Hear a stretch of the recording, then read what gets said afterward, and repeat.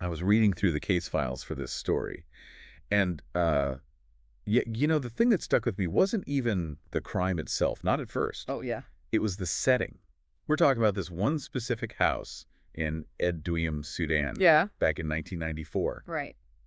And the way the police reports describe this place, it doesn't sound like a crime scene. It sounds like something from a horror movie. It really does. It was known as the House of Whispers, and for good reason. Okay. You have to picture the atmosphere. The White Nile state, mid-90s, the heat is just absolute, 110 degrees, dust on everything. But then you have this one house, and the locals, they wouldn't even walk on the same side of the street. Wow. It was covered in these bizarre talismans, weird symbols painted on the mud bricks, bundles of herbs hanging from the eaves that looked like, well, like shrunken heads. And the noise, that's what got me. The reports mention these rhythmic, terrifying sounds coming from inside. All hours of the night, low chanting, thumping sounds. And for the people living there, this wasn't just some creepy neighbor. This was a place of real power.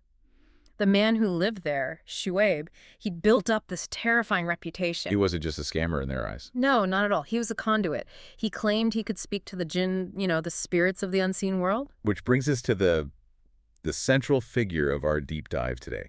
Not Shoaib, but the man who walked into that house. Right. We don't have his name in the public records, but we know who he was. Young, ambitious, and desperate. Completely desperate. He walks into that house with a bag of money, and he's looking for a miracle. And he never walks out. So before we get to the horror, and believe me, it gets horrific, I want to understand the why.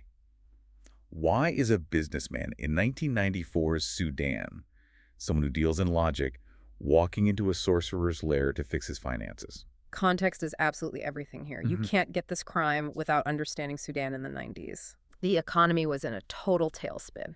Inflation was out of control. Sanctions were biting hard.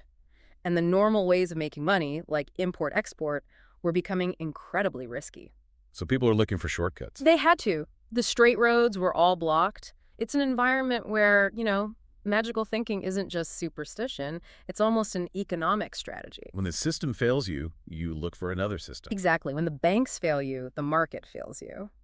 You turn to the supernatural. And this young man fits that profile. Perfectly. He wanted to be a tycoon. He had the ambition, but not the experience.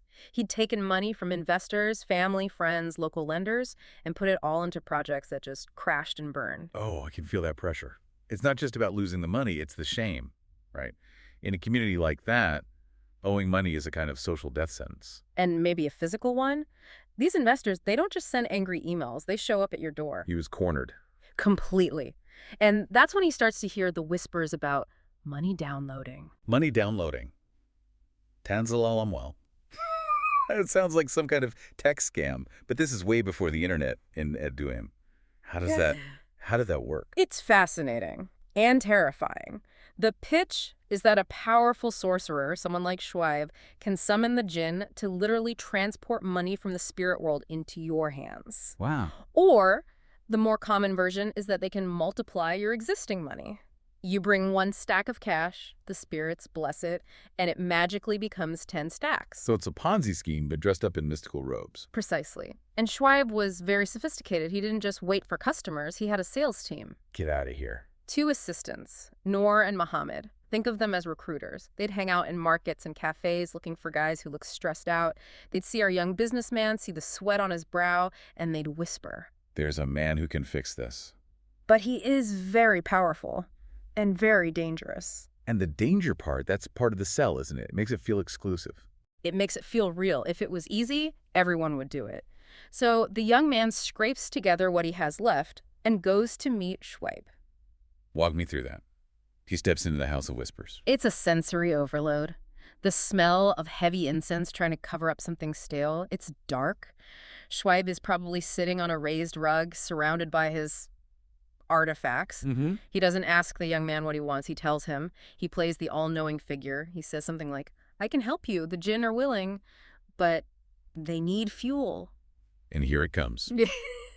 This is where the red mercury shows up. I've heard this term in conspiracy theories for years. Oh, red mercury is the holy grail of con artists. It's a myth from the Cold War. Right. The story goes, the Soviets made this stuff that could do anything from making planes invisible to building tiny nuclear bombs. And summoning jinn, apparently. Why not? Once something is mythical, you can say it does anything. The most important thing about red mercury is that it doesn't exist, which means it's incredibly rare and therefore incredibly expensive. There you go. Shoaib tells him, I can multiply your money, but first we have to buy the red mercury to bind the spirits. It's just advance fee fraud. The Nigerian prince scam, but with demons. You got it. The young man pays a huge sum just to start the ritual. Shoaib does some theatrics chanting, smoke, maybe some sleight of hand, and sends him home to wait. And that wait must be just excruciating. You're at home staring at an empty safe, waiting for cash to just materialize. And of course, nothing happens. The debts are still there. The investors are getting louder. So real visceral panic sets in. He goes back to Shoaib's house. But he's not a supplicant this time. He's angry. He's furious. He demands to know why it didn't work. You know, this is the moment I'd think the scammer would just cut and run. You got the money, the guy's mad time to disappear. But Shoaib doesn't. No, because Shoaib understands human psychology better than he understands magic. This is where he uses the sunk cost fallacy. He and his assistants, Noor and Mohammed, they flip the script. They don't apologize. They blame him. It's your fault. The offering was too small. You insulted the spirits with your cheapness. That's why it failed. That is just masterclass gaslighting. It is. They tell him there's only one way to fix it. To save the money he's already lost, he has to double down. Oh, no. They tell him, bring everything, every last penny you have. We need a massive seed to force the portal open. And because he's desperate, and he's already so deep in the hole, he actually considers this. It's the gambler's ruin, right? If he walks away now, he has to admit he's been scammed and he's totally broke. If he pays, there's that tiny chance he's saved. So he does it. He gathers the money. Raids the last of the accounts, maybe money that wasn't even his to touch. A massive amount of cash. And this is the detail that just chills me. They tell him exactly where to put the money. Under the bed. Shoaib takes him into his private room, a room that's strictly off limits. He has the young man physically place the cash under his sleeping frame. He tells him, leave. The spirits need privacy. Return in 3 days and your wealth will be multiplied. 3 days, he leaves. He waits. I can't imagine what those 3 days were like. He comes back on the 3rd day expecting salvation. But when he gets there, Noor and Mohammed block the door. They stall him. The spirits need 2 more days. It's not ready yet. And that's the snap. The spell finally breaks. It does. In that moment, looking at these 2 guys making excuses, he realizes he's been played. The mysticism just evaporates and he sees them for what they are. Thieves. So he loses it. He starts screaming. And then he makes the mistake that costs him his life. He threatens them. He screams, if I don't get my money right now, I am going to the police. I will tell them everything. He threatens to bring the law into the Sorcerer's sanctuary. Exactly. Until that second, Shoaib was a fraudster. But a threat to expose him, that threatens his entire world, his reputation, his freedom. The young man storms off, giving them an ultimatum. But he never makes it to the police station. He's never seen by his family again. He just vanishes. And at first, nobody suspects murder. Why would they? Look at the profile. He's a failed businessman with huge debts. To everyone, his investors, even the police, it looks like a classic midnight run. They figure he skipped town to escape his creditors. It's tragically convenient for Shoaib. The victim's own circumstances provided the perfect cover story for his disappearance. So the police question Shoaib. They do, early on. And he plays the part of the calm, spiritual leader perfectly. Yes, the poor boy came here for blessings. I tried to help his soul. I have no idea where his body went. And without evidence, they have to let him go. They do, but not everyone bought it. There's always that one detective, isn't there? The one with a gut feeling. The one who can't let it go. There was an officer on the case who knew Shoaib's reputation. He knew Shoaib wasn't just some harmless eccentric. He was a predator. And he knew the young man was close to his family. The runaway story just didn't sit right with him. So what does he do? He can't just raid the house again? He starts an off-the-book surveillance. He watches the House of Whispers. But he's smart. He doesn't focus on Shoaib. He's too composed. He watches the assistants. The weak links. Noor and Mohammed. He watches them coming and going, and one day, he spots Noor walking down the street alone. And he makes his move. He decides to roll the dice, grabs Noor, arrests him on suspicion, probably bluffing about how much evidence they have, and drags him to the station. Now, that interrogation has to be something else. You're not just dealing with a criminal. You're dealing with a guy who thinks his boss can summon demons. That's the absolute key. Noor isn't just afraid of jail. He is terrified of Shoaib. He genuinely believes that if he talks, Shoaib will know instantly and strike him down with a curse. He's literally shaking in the interrogation room. So the officer has to get creative. He doesn't play good cop, bad cop. He plays protector cop. Protector cop. He realizes the source of the fear. He looks at Noor and says, I can protect you. If you tell me the truth, I will keep you safe. Shoaib's magic cannot touch you in here. I will stand between you and him. He offered him a shield against the magic. And Nouri grabbed it. He just breaks down. He confesses everything. And the story he tells, it changes the temperature in that room. This is where it goes from fraud to a horror film. He explains what happened after the young man made his threat. Okay. Noor says that after he stormed off, Shoaib didn't panic. He plotted. He told Noor to call the boy back. Tell him, come back. The money is ready. You can collect it now. The lure. And the young man, he needed that money to be real so badly. He went back. He walks into that private room. Shoaib is there. And there's no ritual this time. No. Shoaib murders him right there, in the holy room. But the disposal, Yeah. that shows how premeditated this all was.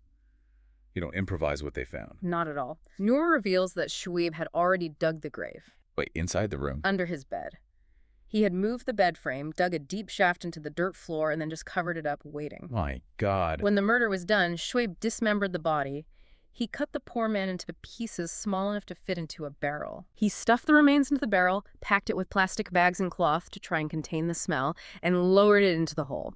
Filled the dirt back in, and then, and this is the detail that suggests pure psychopathy. He moved his bed back. He moved his bed back over the spot. And he slept there. He slept there every single night, sleeping on top of his victim and the stolen fortune. The level of detachment is, it's just hard to process. He literally built his comfort on top of his crime. With that confession, the police don't hesitate. They raid the house. And this time they storm in. You can imagine the scene. The police shouting, tearing down all the magical junk, the heat, the dust, the smell of incense mixed with something else. They go straight for the bedroom. They shove Shoaib aside, drag the bed away, and they start digging. And you can just feel the tension in that room. The shovel hits something hard. The barrel. They pull it out, open it up, and the young man is there. What's also in the barrel are piles of talismans. Shoaib buried the tools of his con along with his victim. The evidence is irrefutable. You can't gaslight a barrel with a body in it. No. Shoaib confessed to everything. The greed, the manipulation, the murder. He didn't even seem remorseful, just defeated that his power hadn't protected him. What happened to them? The Sudanese courts were swift. Shoaib was sentenced to death and executed. Noor and Mohammed, for their part in luring the victim, got maximum prison sentences. And Shoaib's family. This were destroyed. In a society like that, the shame is just unbearable. To be the family of a man exposed not just as a fraud, but as a butcher, they fled town. The house stood empty, a monument to the horror. It's such a heavy story. But as we wrap up, I keep coming back to that young man. It's so easy to ask, how could he be so stupid to believe in money downloading?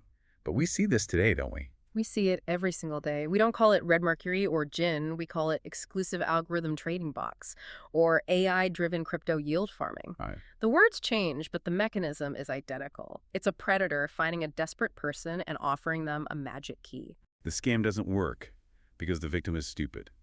It works because the victim is in pain. That's it, exactly. Desperation creates a blind spot. When you're cornered, you stop asking, how does this work? And you just start hoping, please let this work. Shoaib wasn't a wizard. He was just a man who knew how to weaponize hope.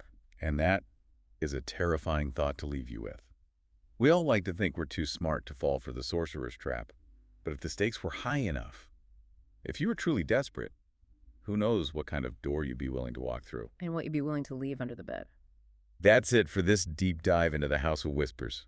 Take care of yourselves, and maybe double-check those too good-to-be-true offers. Indeed. Stay skeptical. Catch you on the next deep dive.